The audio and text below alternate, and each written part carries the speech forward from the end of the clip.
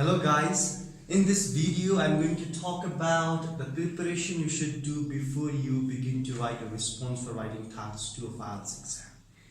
So you'll have 40 minutes altogether to write a response for writing task 2, and out of 40 minutes you have to prepare for a good 3 to 5 minutes before you write. If you prepare before you write, then you have a more chance to write an accurate response, you have a more chance to write a well-structured response, and overall you'll have an effective response at the end. But if you do not prepare before you write, your chance of having an effective response at the end is very less. So I really want you to prepare before you begin to write. But what should you prepare? What should you do in the preparation phase? So that's what we are going to discuss here. You'll go through 4 different stages or 4 different processes while you prepare for around 3 to 5 minutes. The very first thing you should do is you have to understand the question. How do you understand the question? You understand the question by reading the question, right? But really reading question once is not sufficient. You have to read questions several times, maybe 2-3 times, because when you read the questions 2-3 times, you'll have the deeper understanding of the question, and you're likely to really grasp what has been asked. And another thing that can help you is you can paraphrase the question in your mind. So paraphrase, when you become able to paraphrase the question, then that signifies you have understood the question properly. So in exam you will not have time to paraphrase it in written form, you have to do that in mind. But when you practice at home before taking the IELTS exam, what you can do is you can write it down and you can practice that way as well. And another thing when you are understanding the question is just underline the major prompts of the question. So you cannot miss any main point in your response. That's why you have to know the major prompts of the question. And one of the criteria that determines your writing score is task achievement or task response. And in order to do that, you have to address all the prompts of the question. That's why it's very important to underline the major prompts of the question.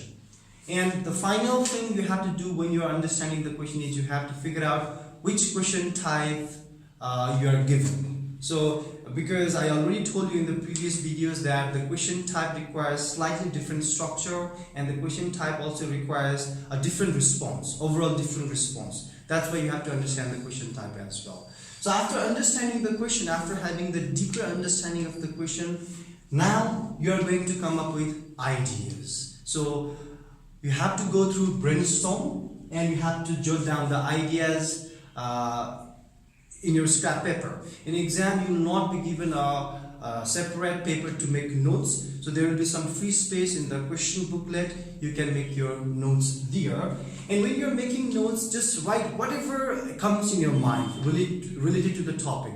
If some examples bloom your head, then write it down. If some good vocabulary, comes in your mind, just write them down. It's because they can be really helpful. It's not like you are going to use them, you are going to use all of them, but they can be helpful.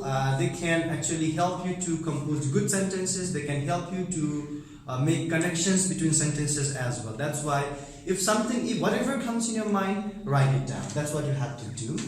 And the third process is, hey, you are not going to write all the ideas you have generated. You are going to be selective here, and you are going to select the popular ideas, or the ideas that you can communicate well, and the ideas that are so relevant to the question you have been asked. So be selective here. Don't write everything. Just select few, let's say 2-3 ideas, and you'll go with those ideas.